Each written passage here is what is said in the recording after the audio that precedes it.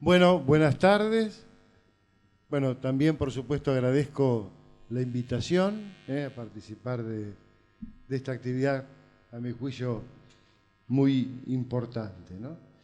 Desde ayer no me anda internet en mi casa y después de escuchar a los dos camaradas sospecho que me hackearon y me sacaron algo de lo que tenía escrito, en fin. Pero creo que mejor porque así tal vez me pueda ceñir al tiempo con más rigor. Eh, de la revolución, ¿no? Y en ese sentido la vigencia como necesidad, en fin, ya algo dijo Claudio que comparto, así que lo dejo de lado haciéndome eco de su palabra.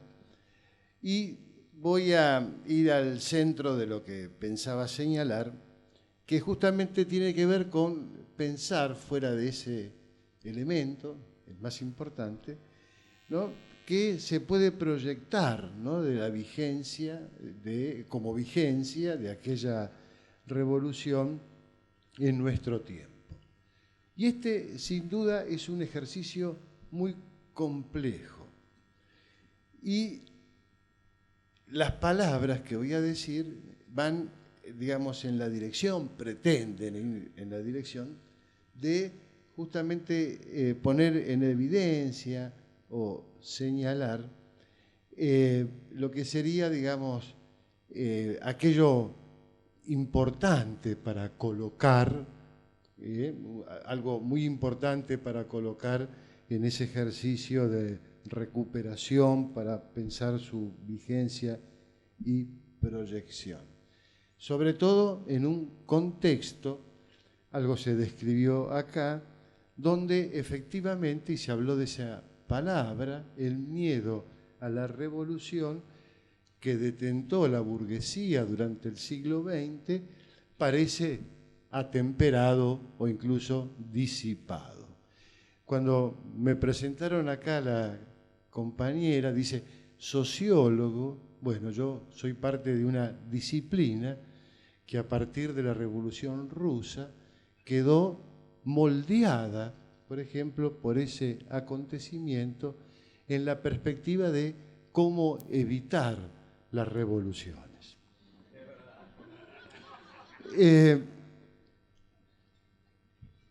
Bueno, ahí se habla el impacto por la contraria, algo así explicó bien acá Claudio, ¿no?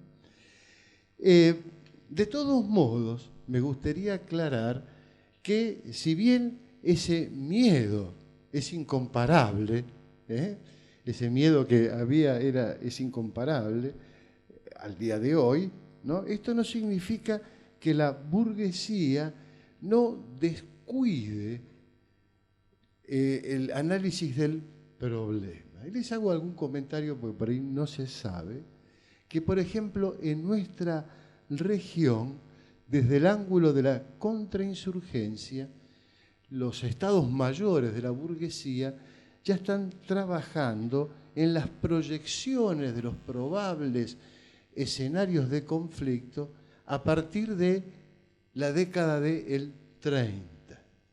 Con lo cual, les quiero señalar que van ahí como 15, 20 años por delante en ese ejercicio.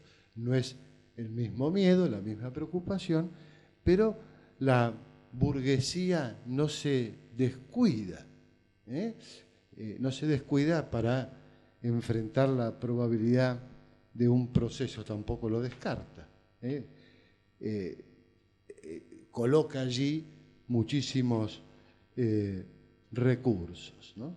Ahora bien, este bosquejo de hipótesis, de probabilidades de conflictos en el nivel de la insurgencia y la contrainsurgencia, o de la insurrección y la contrarrevolución, de todos modos no hace mella por hoy en una certeza que esgrime esos estados mayores de la burguesía, que es aquella que dice que hoy se tiene una capacidad de procesamiento institucional del conflicto que ofrece por ahora una perspectiva de estabilidad.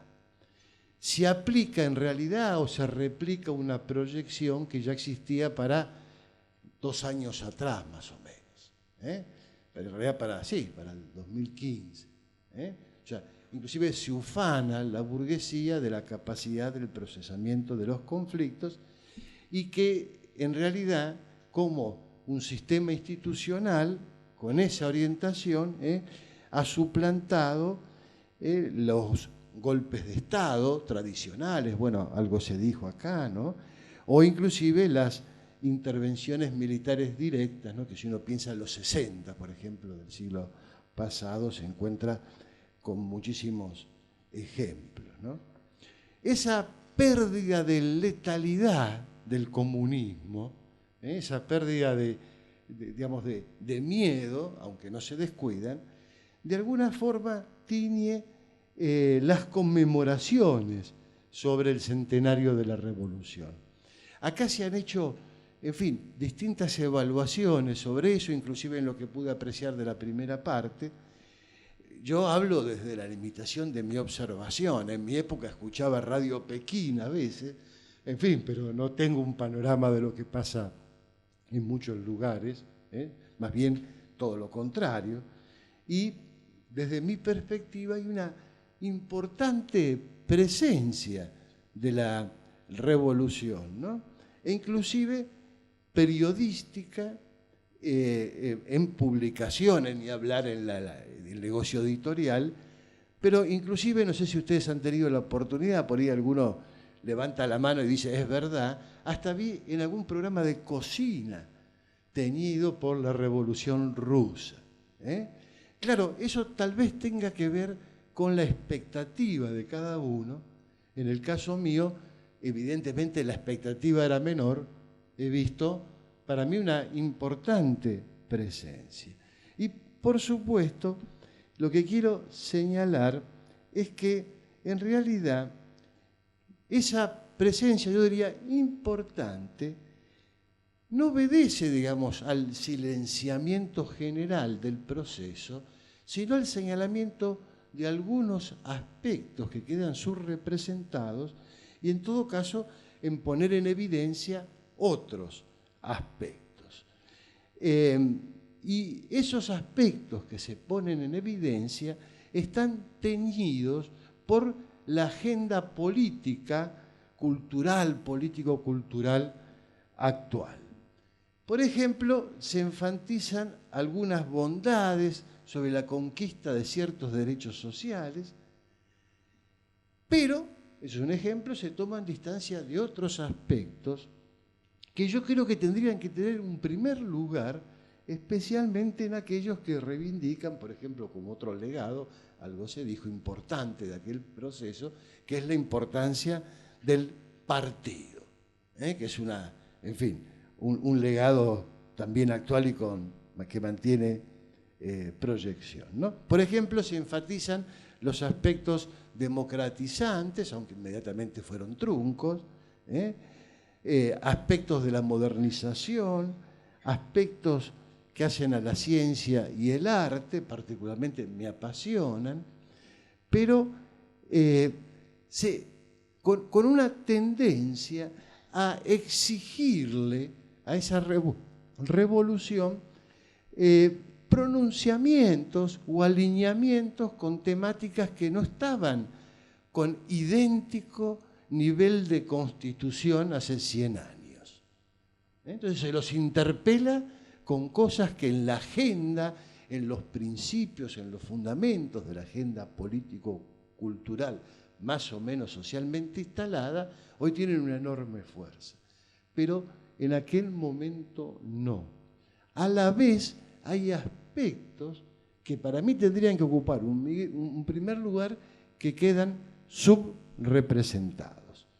En esta línea, entonces, creo que es donde debemos de orientar nuestra búsqueda de elementos que tengan proyección, y lo que está subrepresentado, inclusive digo para parte de la izquierda, que rememora aquel acontecimiento, es lo que hace, algo se dijo acá, a la elaboración teórica sobre ese proceso hecho por los mismos protagonistas, en tanto que, para la teoría a la cual la escribo, y creo que acá tiene más de un simpatizante, la teoría es fundamental para la elaboración de la estrategia.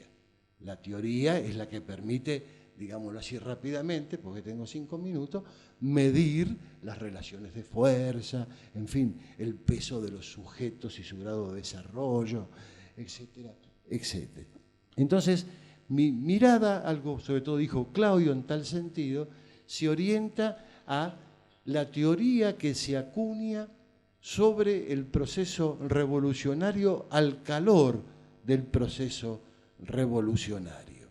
Creo que ahí hay un laboratorio de construcción teórica, ahora la voy a situar mejor, que es de una enorme vigencia. Escuchen bien, no la artesanía del proceso, porque los procesos revolucionarios, para toda la teoría sociológica, por ejemplo, yo conozco más, por eso lo cito, y para el marxismo, las revoluciones no se replican de la misma manera, sino para cómo se elabora entonces sobre determinada artesanía de un proceso ciertas premisas con capacidad de ser elevadas al nivel de la teoría, por ende, en fin, universalizarlas, etc.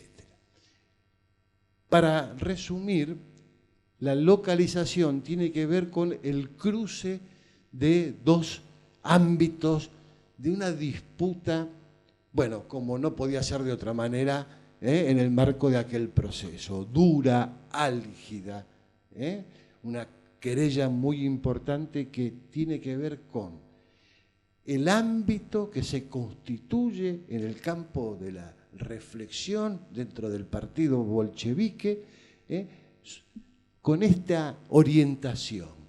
¿Cómo hacer, así se decía en las traducciones que uno recupera de la época, un reglamento de la guerra civil, en el momento de la constitución de lo que en lenguaje posterior, como proyección de esa iniciativa, en la construcción de una vía revolucionaria?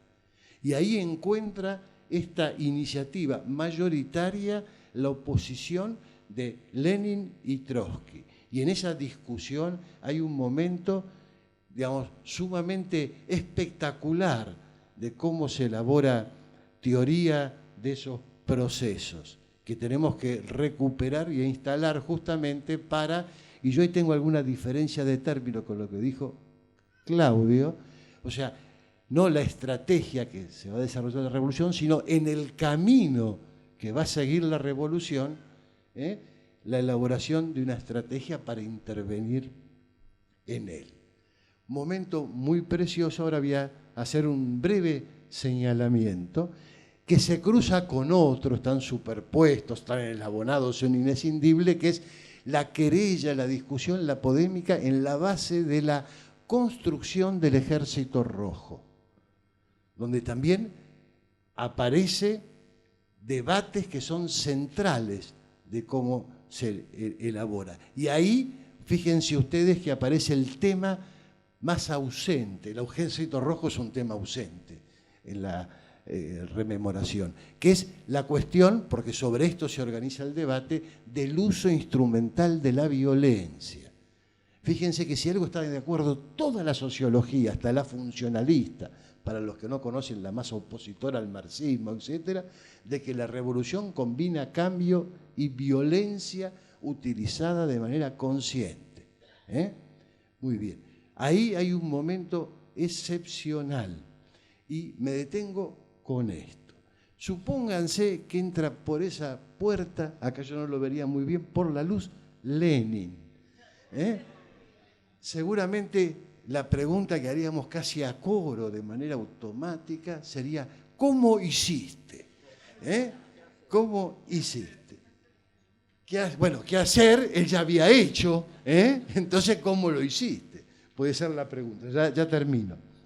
Y la respuesta que nos podría dar, si vamos a ese núcleo de elaboración teórica, fíjese ustedes, lo dejaría pasmado, porque nos diría: en un país como el mío, de Nicolás y Rasputín, dice, en un país de esta naturaleza comenzar la revolución era tan fácil como levantar una pluma. Y claro, uno se queda pasmado, ¿no? Entonces voy a ese núcleo. Esto tiene un contexto que es un momento además brillante de la teoría social que se proyectó e invadió toda la agenda de la teoría social, porque esta explicación se desarrolla en el marco de un análisis de la densidad social. Y esto es fundamental, en la proyección y en el cruce hacia hoy. Y ahí es donde dice, bueno, en Occidente las cosas van a ir más lentas que en Oriente. En la espacialidad donde se devuelven los procesos, la integración social es distinta. Y esto impone estrategias diferentes. Y no hay que obviar la problemática de la integración social que logra la burguesía en cada territorio a la hora de justamente analizar y a la hora de proyectar estrategias sobre ese análisis. Acá la gente algún estudiante de sociología, en fin, algunos ya graduados inclusive hay, o alguna gente que haya leído Gramsci, esto después tiene una proyección vía Trotsky en el pensamiento de Gramsci con la famosa diferencia Oriente y Occidente. Pero voy a lo siguiente. En un tipo de sociedad, voy a ese primer contexto, donde hay un grado tan importante de integración social, acá se dijo en la primera parte, ¿no? Antes teníamos 35 años de golpes de Estado, ahora tenemos 35 años de cierta continuidad institucional y cierta capacidad de procesamiento. Yo creo que ahí, por ejemplo, y lo pongo como un ejemplo, hay una de las claves para trasladar los mecanismos de elaboración teórica de ese momento para el hoy. Bueno, espero que se haya entendido algo. De todos modos, yo prevenido de que generalmente uno lo que escribe está un poquito mejor que lo que dice, me dan un email y le mando el escrito. Gracias.